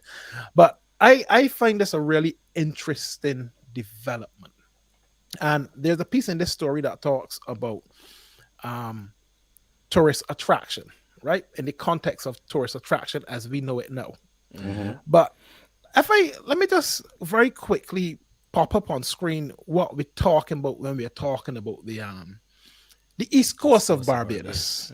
You know, and I think when we had a show a few months ago, we were talking about this whole area in Barbados, how it is uninhibited. You can see the sunrise, and it is one of those places in the island now where really, actually, this is where your protections need to come, because the reality is, if the East becomes like the West, we become a nation that is trapped within the land of our own country. And I'm not saying that's what's going to happen, but you have to follow these things through.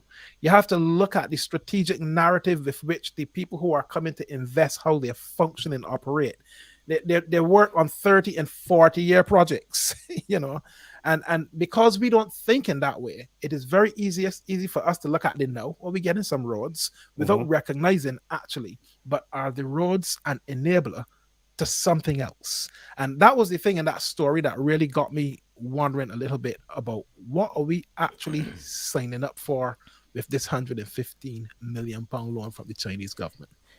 We talk about long term planning and long term strategic thinking and what have you. If there's one set of people that I know do that well and better than any other place in the Chinese world, boy. China, man. it is the Chinese. Yeah. Yeah. Now, that is not to say I don't know. I don't know. So don't tell nobody that I see that this is what they want to do or this is what Auntie Mia is signing up to. I don't know. However, I think the question has got to be asked. Eunice, Yes, I saw you absolutely. talk about the terms and what have you that you pay back. Don't know. But when I saw that as well, it also is one thing that I saw as well. We didn't put it up here and we didn't put something here. But if you go to Guyana, where they're actually paying for an electricity plant, and Guyana would actually be buying electricity from the Chinese. I don't know how this is work, but I think, and don't get me wrong, this is not a China bashing. This is not whoever name No. was providing all the money. We would have put them name there too. It, Yeah. it, it has nothing to do with China specific. And the argument could be, hey, the China offering the terms, better terms than the open market and what have you and all this kind of stuff. And yes, I know people will say that the IMF and the World Bank and stuff was exploiting us for years too. So it was the difference with the Chinese and da da da da da da da. I get that conversation. I understand it. But I just looking at in the context of what we're going through right now, and it just so happened that China name on the loans that's signing. So is one of, I saw this stuff in Guyana and I just wondered about, okay, so what's happening here? Are we what are the repayment terms? One, are we promising anything? And this is only going on track records of what you see happening in African countries and places. Mm-hmm. So there's nothing to say that if we are distrusted the Chinese and what have you. This is just looking at examples that you see. So it concern for my people and for my country. So you gotta ask these questions. And they think the whole things they always seem to be shrouded in such mystery. And there never seem to be any great clarity, or people never seem to really understand. Well, where can I go and read this framework and understand exactly what it is that the government signing us up to? There just never seem to be those things coming forward so the population can be actively engaged. It just feels as though it's being done to you constantly. Mm. We should ask, Valerie. And whatever explanation you get, trust me, I know best. And that seems to be the attitude. And I think this is where when I was saying when I was home, things felt strange. Because it felt as if there's a feeling of it feels strange. I don't know what's gonna happen, but I'm being told I know best, so therefore I can just shut up and wait and see what's gonna happen. That's how it felt to I me. I hear that, but sometimes I just say we probably need a reality check sometimes as people of what are our options, right? And I think sometimes we have to recognize we do live way beyond as nations. We live beyond our sort of means in a sense. You punching above your weight, as the Brits would say. Yeah, I think that is the reality of it in terms of what's a sustainable economy. We are so dependent as are most nations in this world. Don't get me wrong, but it's a sort of economy and way of transacting that larger economies and especially very consumer centric commercial capitalist economies have chosen as ways to drive their society that we are sort of mirroring and following. So therefore, if you want to have that sort of capitalist type society, you need to borrow. You need those sort of loans. If your priorities are create an infrastructure that has a certain look and feel and a certain convenience to it, you have to get the capital in to do it. And what are options? It isn't so much for me about what our options are. Our options may be limited, But it comes back to what I was saying before. The options you have were based on a decision to the way how you choose to develop or what development is, Yeah. right? So you Yes. back yourself into options because you believe this is the only This is way development. and this And is what development is, exactly. And I think right? that's where the question has to come back to. Yeah. How do we So define that? exactly. So by having these conversations, asking questions and probing, I would hope that that's when you can start to really have conversations of what does development mean and we as a people, what do we want? Yeah. If we as West Indian people are happy to just jump on a flight every year and go to the US for the summer and spend some money and go to the UK and Canada and what have you, that's what we want. And we don't want nothing to get interfere with that. Don't rock the boat. We good with that. We happy. No, I can understand it too, but that's part of the conversation that you will have. For me, it is just about being open, looking at the track record, understanding and appreciating the anxiety of people across the region when it comes to this China conversation, Yep. and not just dismiss it Yep. and treat us as if we are stupid for asking or we don't understand for asking or somehow try to belittle the way how we probe or ask our questions. Yeah. And I think that's what's been happening across the region. You see it in St. Lucia when it comes to the Cabot thing with the Canadians, and that's not Canada, that's not Chinese, that's Canadians. Yep. That's Canadians who There you taking up go. all of that historical land there at Yeah. Cabot. Right? You see it in Antigua, though that's the Chinese there in Antigua and what have you. But right across the region, we're seeing it. There's someone who is coming and pouring a whole heap of money. And as I say, you could put whoever name there, Chinese, whoever it is. As I say, St. Lucia is Canada. But right across the region, Trinidad, Guyana, Barbados, Antigua, Jamaica, is one person who just coming and flinging long money by the billions. Yep. So I got to ask the question, why? And, I'm with you. and there's nothing wrong with asking the question. I think the challenge that we have is that we have got to such a state now that because people are so apathetic about politics, politicians can do and say what they like, and people will back off of it and do very little. So there's no comeback, and there's no need to feel as though I have to explain to you. I have to let you know what I'm doing. I have to take you on the journey. There's none of that. There's none of that. No, they There's- just there's- this is what you're doing. Accept it. take it But or leave it. Yeah.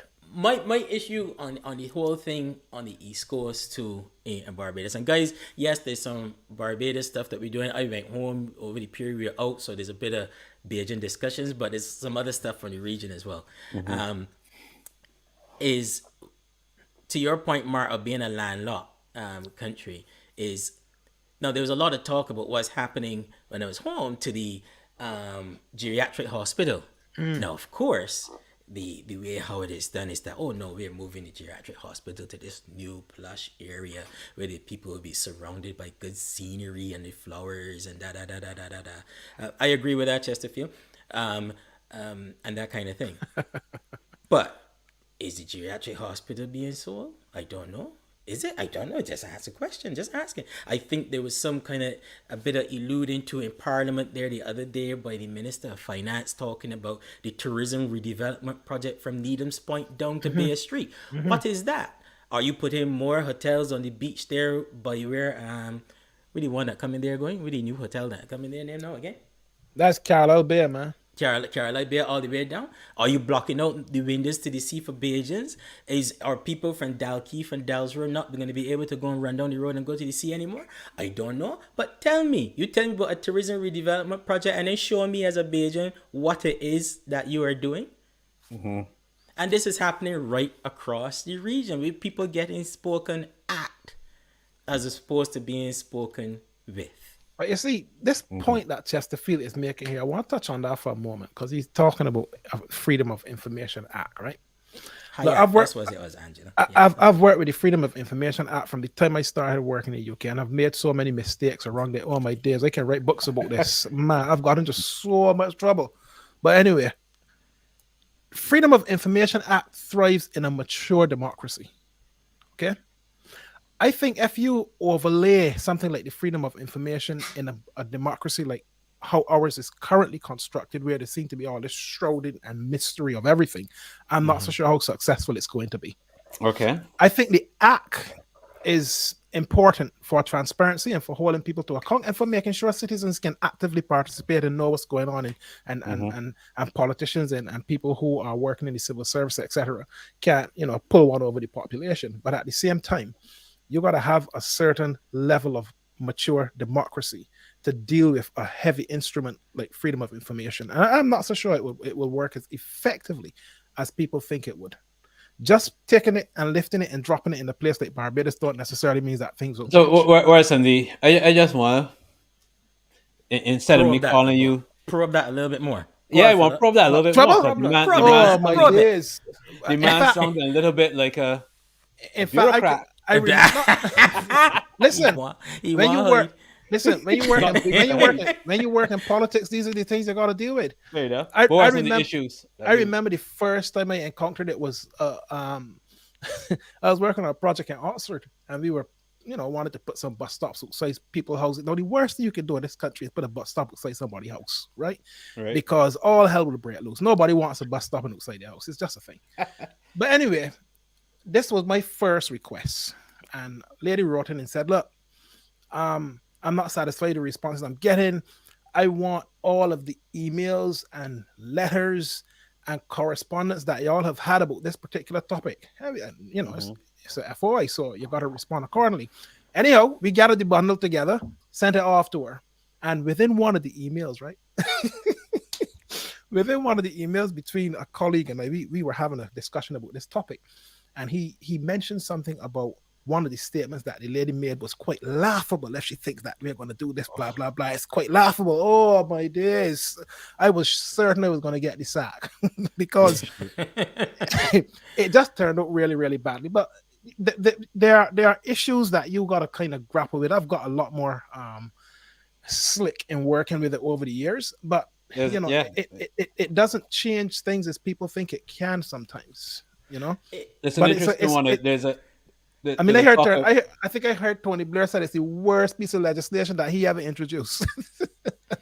I'm pretty sure but he ain't working with it. He ain't working with it, right? There's a talk I need to find back, but I remember the headline of this talk was about integrity and confidentiality, right? Which said the higher your integrity, the lower your confidentiality requirement is. And the higher your confidentiality is, the lower your integrity requirement is, right? So if so many things are shrouded in confidentiality, integrity can go down because you can say whatever you want. It's not going to get out there. There's that system of, but the higher your integrity is, the more astute you are as people in your conversations and so on, the lower confidentiality needs to be.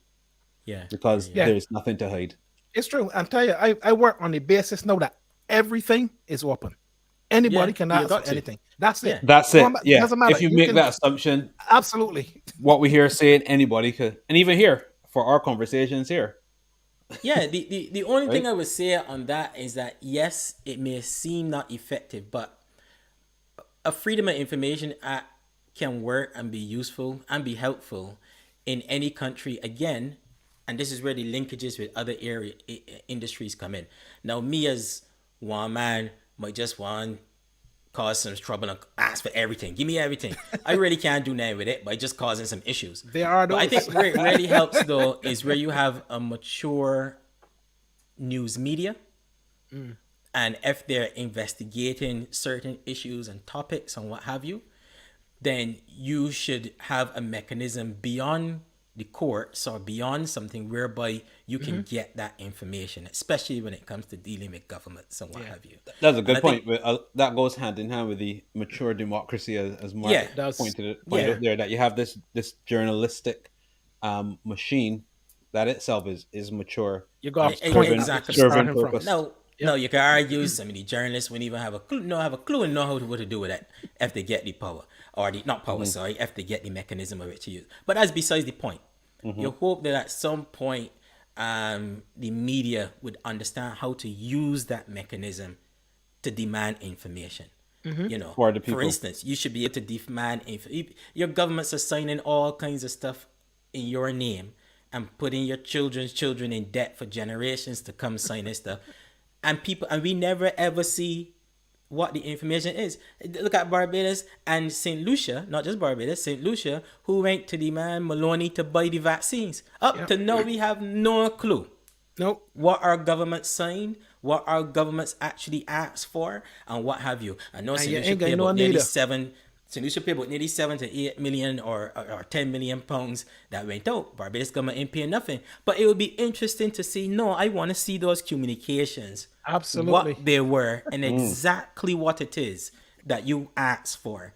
Why? Because in the midst of a pandemic where you're trying to get people to take vaccines and to follow protocols, you go out and do this highfalutin nonsense and getting a building contractor to get vaccines when the known way of doing it on the understood convention is that it's government to manufacturer.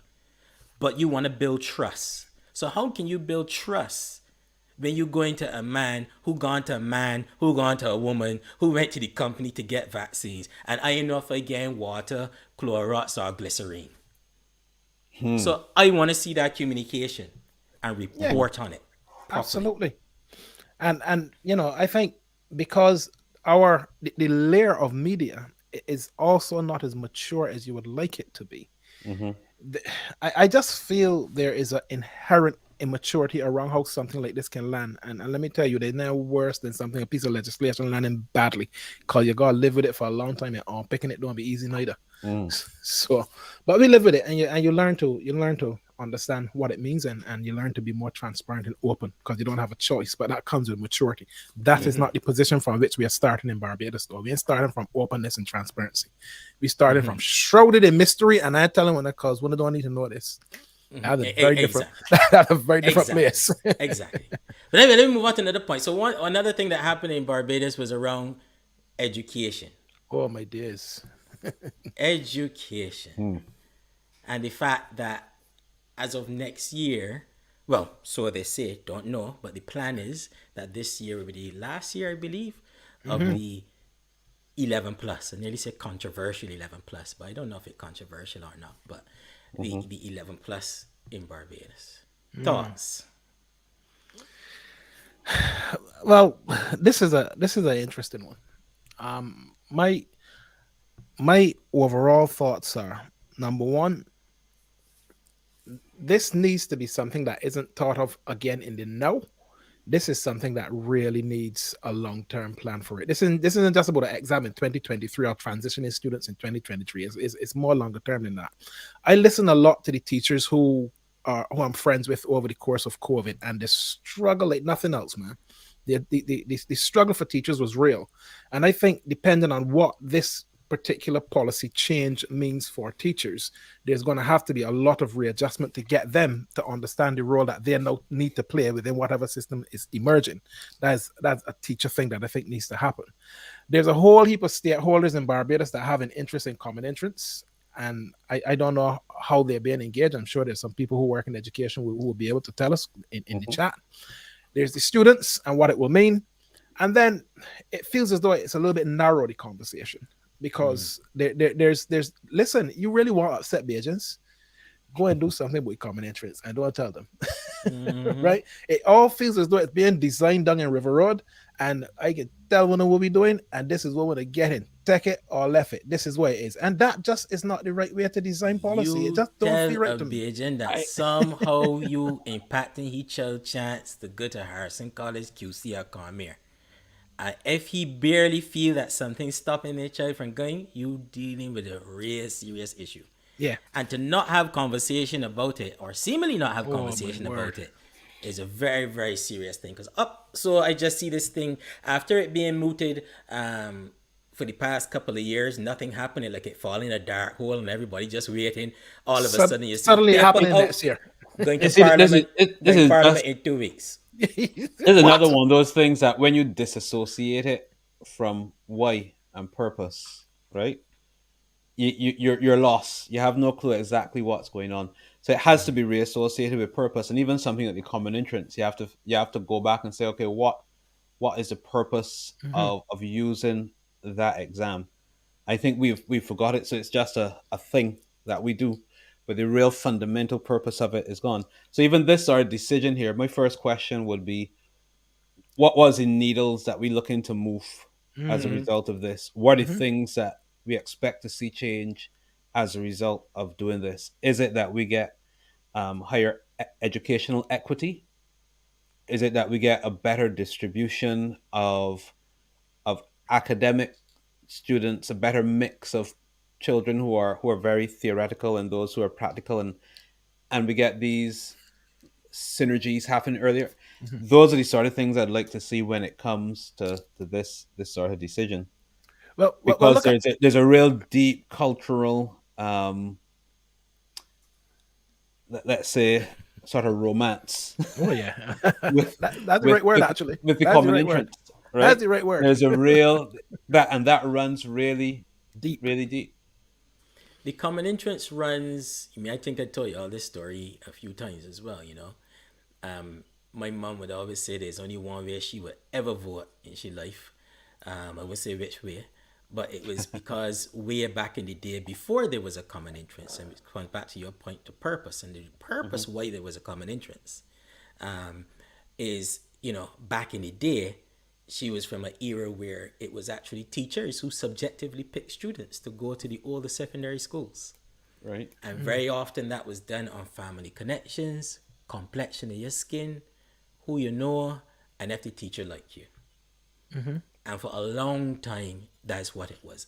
And you needed somebody to fight in your corner to get into Harrison College or back then the Lodge and that kind of stuff. Until the common entrance came in. And then it was a level playing field. Not perfect, but it was a level playing field. You get your mark. This is how these schools here arrive.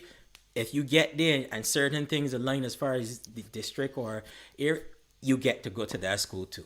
And because of it, a lot of underprivileged or poor people were then able to then into the hallowed gates of the Lodge School and Harrison College and what have you. And so you got to ask yourself, to your point, in 2022, what's the purpose for changing it? And that needs to underpin what you're changing it to. Exactly. But then you also need to have discussion. Don't present to me what you're changing it to.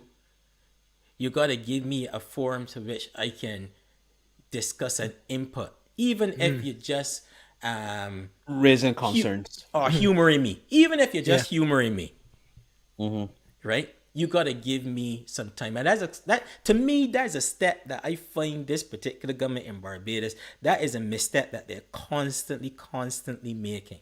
Yeah, Talking at you. Fait accompli, man. Fait accompli. Done. I just telling you what it is. And then this whole, we can debate it in Parliament. There's no debate in Parliament. You got 30-0. Debate with who? Debate Good with who? politics would tell you to use the word debate when you talk about debate in Parliament is a non-issue under the quasi Westminster system, even though it's a republic. I get it. Don't beat me for that. But we still operate on the same system. So therefore, you got to do other steps to let people feel part of the system and if they're inputted into something. It's simple politics. You want political strategists? I can help with that. Simple politics. You mind using this platform for his own purposes? Yeah, Corbin. I think you I'm not talking about we. Next time we got one of these conversations, I'm gonna have to say, I'm sorry, I can't comment on that.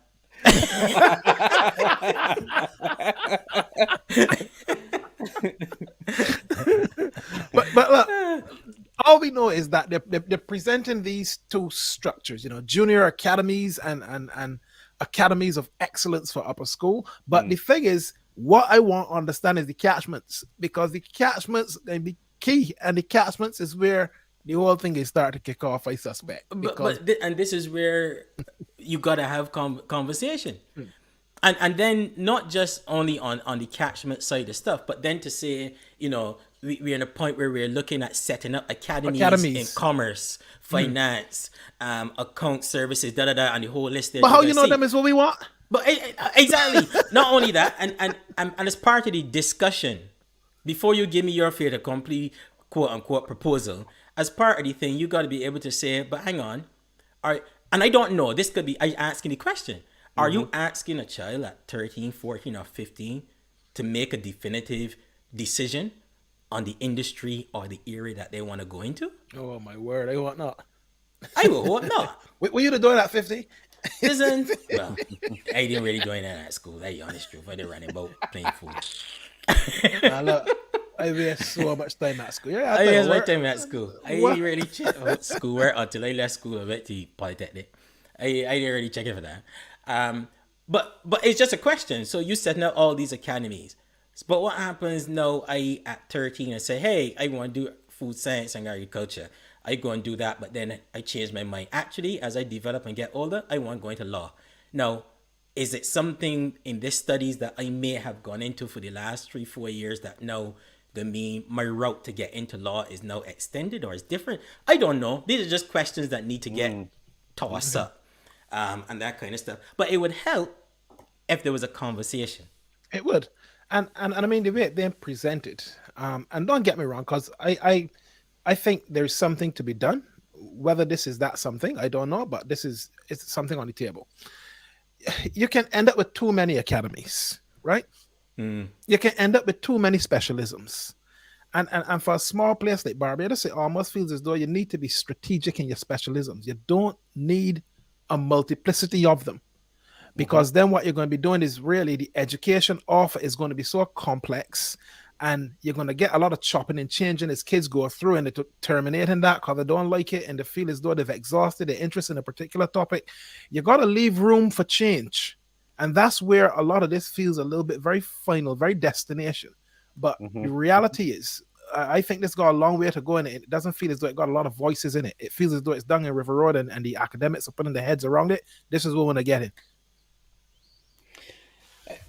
No, the visual and performing arts is an interesting one, because if you think here, even here in the UK, there would be quite a few sort of schools that are dedicated to arts and music and so on. And you get young children, 12, 13, who are obviously gifted in those spaces, and not just gifted, but passionate about it. Obviously, there's something in them that this is what they, at that time in their life, is what they want to do.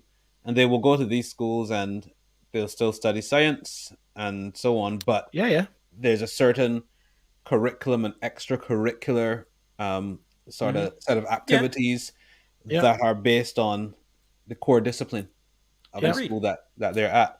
So I mean, there could be a space for this sort of setup, but it'd be good to see again exactly what are the expectations as a result, and if those expectations are not being met, what are the mechanisms put in place to change and adapt and do something else? No, I agree. Thanks, Adrian. The interesting that gonna be thing to see is, I tell you, Beijing's gonna be, hey, you trying to tell me you can stop my child potentially from going to Harrison College? It would take some generations, but let's say some generations. You don't want to be generations to be guinea pig, buddy. Let's say hypothetically that after a while, because you put this in place, it just makes no difference. You can go to Harrison College, you can go to any other school, Ellerslie, St. James, Cormier, but you see, wherever you go. And you know that the quality of education is not going to create this sort of disparity amongst your child. And listen, and that's okay. And I actually don't mind some of this, but take me on the journey. Take me on the journey with you.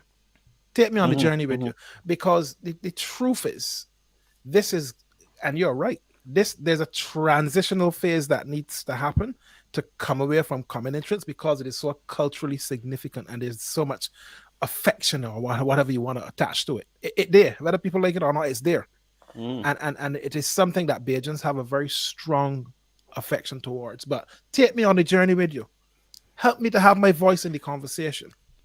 And in the absence of that, you're leaving me to ask questions that, you might say not necessary to be asked, but you don't have a conversation with me. So when I just read what it is that you're doing, I now got questions. Right? Come. I won't take it though. I won't take it, Chesterfield. I want to be able to come on here and talk openly, independently. I won't take it. I won't take it. We can know the day that he got a job. I feel that's what he's saying on camera. I won't take it. I say that to raise the price. I won't take it. You know, footballer really want movie. Say, I don't want to go, and that's really called the club telling this is so that they can raise the price. Right? Raise the price up. No, man, I ain't going nowhere. But no, it's just that it's just annoying when you see these things come out as almost completed, going straight to Parliament without the conversation with the people, actually saying this year is the final year for the common entrance exam. Okay. But you had time actually you had time, long time, to bring people on this journey, because this is a huge, huge change. It is a huge change. Yeah. For everything that government is, I think they all need to go on courses in change management. Maybe that's the first thing you should do with this whole Barbados Labour Party government. Change management. Bringing along people with you. And that's the same thing for governments right across the region as well. Just because we voted for you doesn't mean that you can just do without conversation. No. Change, especially big change like this, whether it be big constitutional change, you gotta bring me on the journey. And context is important. This is coming on the back of, the biggest impact a generation of kids has had in education in Barbados going through COVID. When you're going to land big policy decisions, the first thing you got to do is look and see, right, when? When?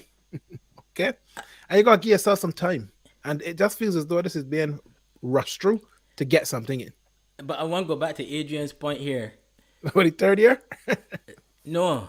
The phrase of let us see if this works. Let us see if it works. That is the Bajan way of thinking on everything when it comes to government sometimes. So let me wait and see. But no, let me wait and see. Let me ask them a question and say, no, put more meat on this bones and bring here to me an answer to me. Yeah, again. Man.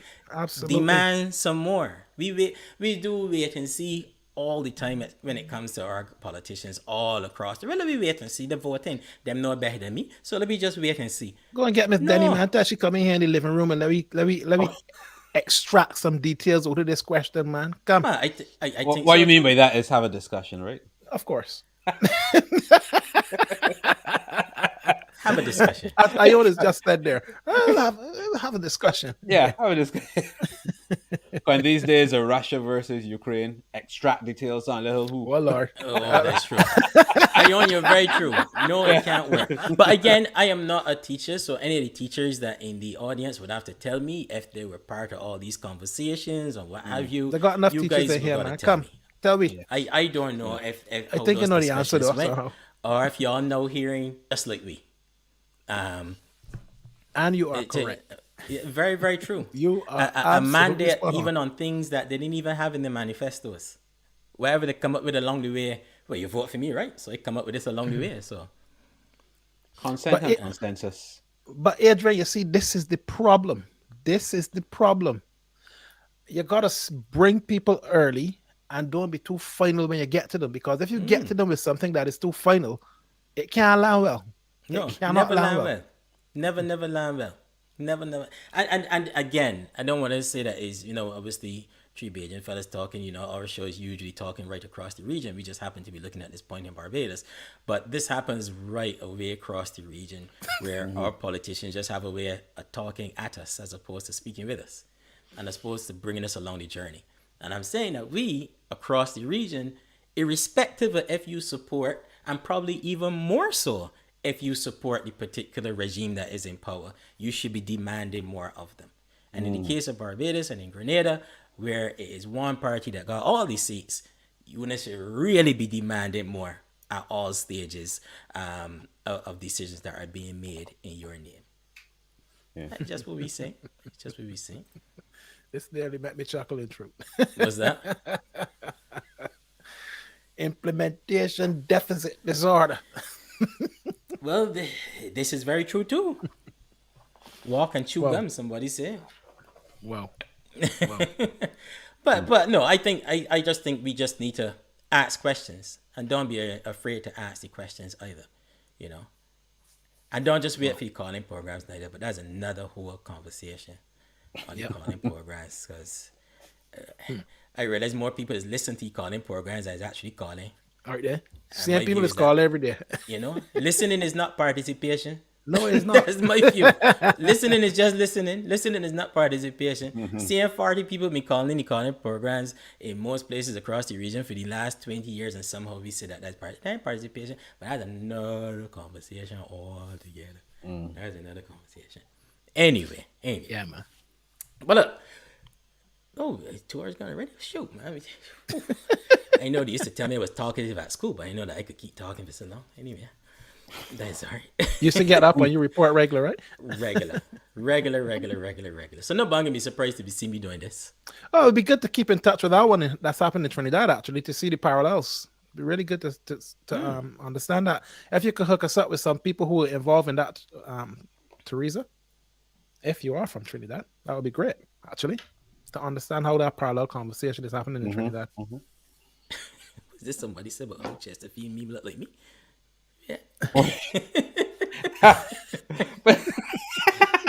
Katie, we the good friends, you know, Katie.